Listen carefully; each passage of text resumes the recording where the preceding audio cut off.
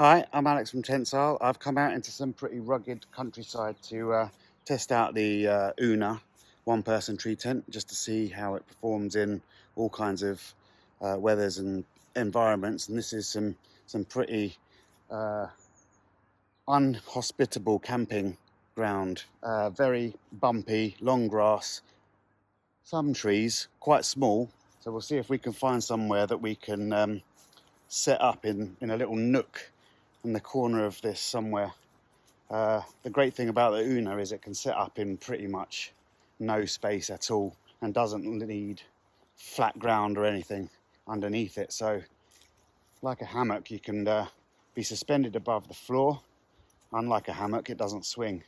So it's a bit more solid base and a bit more sturdy, versatile in that way, that you can use it inside without it curling up your shoulders or squeezing your elbow room if you want to read or lay back. Anyway, we'll see how we go. There's a small stand of trees just here. I mean, it doesn't look very hospitable, but once you come inside, you can see that the canopy opens up a little bit inside. And there is, you know, what, 5 foot, 6 foot, 2 meters worth of space before you get too far into the dead branches at the bottom of these. It's a tiny space, but I think it'll work. This is the bunch of components that I brought with me. I didn't bring the rain fly because it's just too sunny and I'm not going to need it. But here's the tent, some spares and bits and pieces, the wedlock, the ultralight ratchet, the pole, and 3 straps. The first thing we're going to do is put the straps around the 3 trees and set the tent up. We're going to set up low, so when the pole pops the roof up, we've still got space above us. We're not touching the branches. I've already put the strap on the tree that the camera's tied to, so I'm going to put the other 2 straps on, and we'll see how we go. For now, I've just eyeballed the height of those straps around the tree. You get better at doing that as you get more experience, but you just eyeball it first, or you can take a measurement off your own body and then walk to the next tree and kind of put it up where it feels right. It doesn't have to be perfect anyway, because within the hammock floor you will find your own center of gravity. So we're just aiming for pretty good. 80%, 80 to 90% is fine. 100% is perfect, but you can do without that. So here I've got the tail end of the UNA tent. We've put the D-rings back on the tail end for various reasons, but if you don't have them on the tail end and you've got them on the straps, it's not a problem. So I'm just going to pass the strap through the D-ring, then I'm going to go over once to create a little bridge.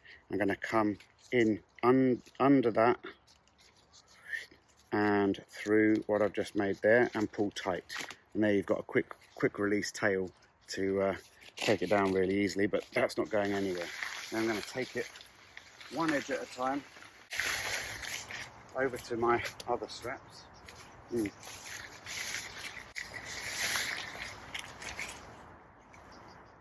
Judging by the angles, I'm going to need to be very hard up against that tree, because on that side it's probably another 2 meters away, so it's not a perfect triangle.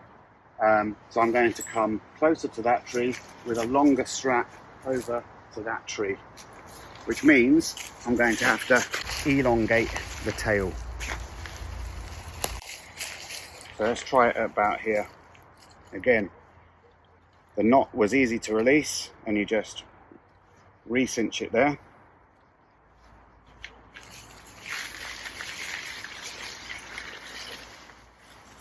Oh, that's nice. I'm right up against this tree now. I might be too close. We'll see what happens. I'm going to give it about 20 centimeters or 5-6 inches. I thought I'd show you, for all those lightweight, super lightweight hikers, what happens if you don't use either the ratchet or the wedlock. So I'm going to do this just with half Windsors and see what the tension's like, and we can work out whether or not we like it.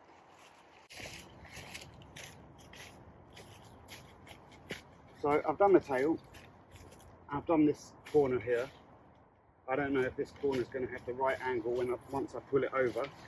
Let's have a look.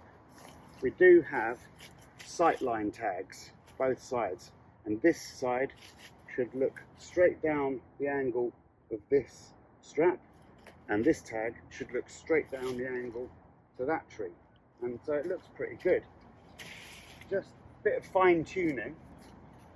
I'm going to move my slip knot over to the other side of the tree, which will give me an extra 10 or 15 centimetres, about 3 or 4 inches, and we'll see if that gives me the right angle for the other corner, and it's pretty bang on. So I'm going to pull it as tight as I can, and then try as hard as I can with a bit of a pinch. Pinch isn't doing it, slipping. I could make some kind of pulley system, but I want to see if I can do it just with my hands. Over, through,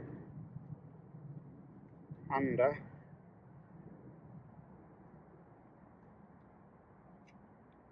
and pull it tight.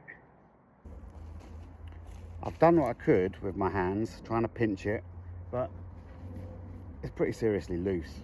So on the shortest end, I'm going to go around the tree one more time and around the D-ring one more time and see if I can use a pulley effect to get me a bit more tension.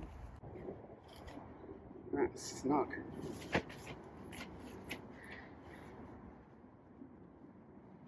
Because there's so much less strap on this side, so much more strap on that side, it's going to be a dip to this side. So actually I should raise that corner up a bit so that they counterbalance themselves out. It's a bit annoying.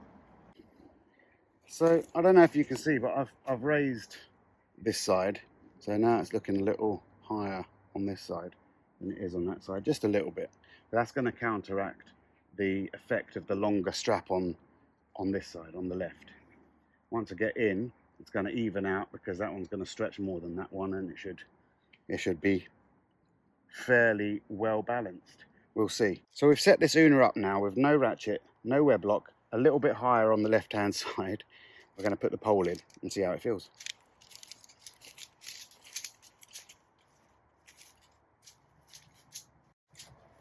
Pole just simply goes straight through the pole sleeve, and then on each side of the pole sleeve you've got a white pole socket. Obviously it comes with the zips done up.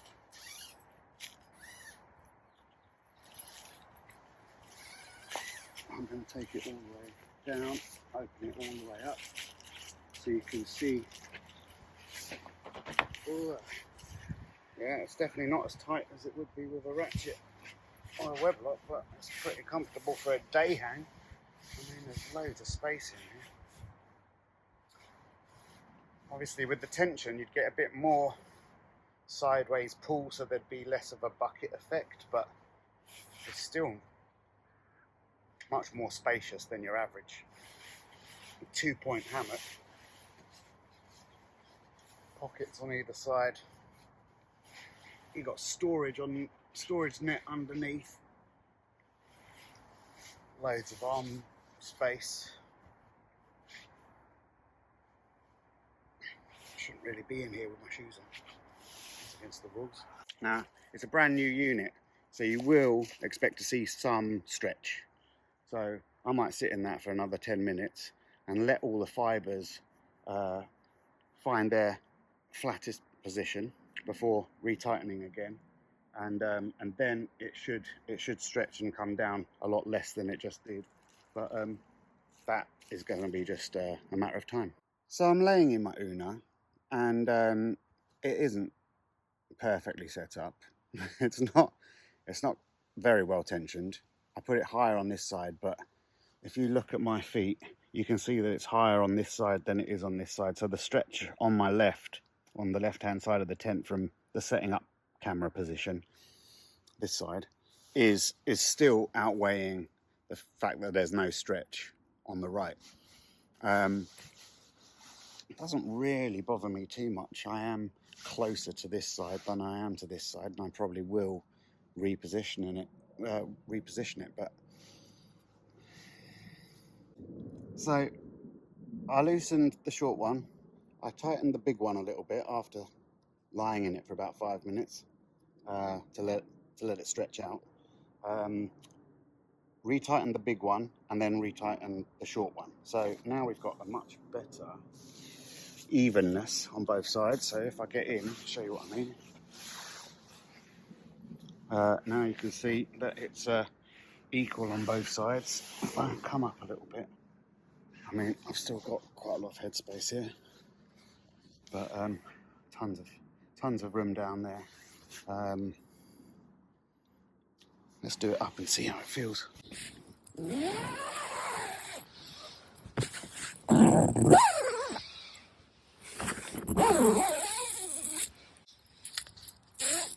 Oh, tons of room. Probably got, what, 2, maybe 3 inches now. 2. Oh, I'm not going to over egg it. 2 inches more that my feet can have before it touches, and then of course it stretches a little bit as well if I wanted it to. And at the head end, well, I got arm space either side. I got loads of space. Lovely view.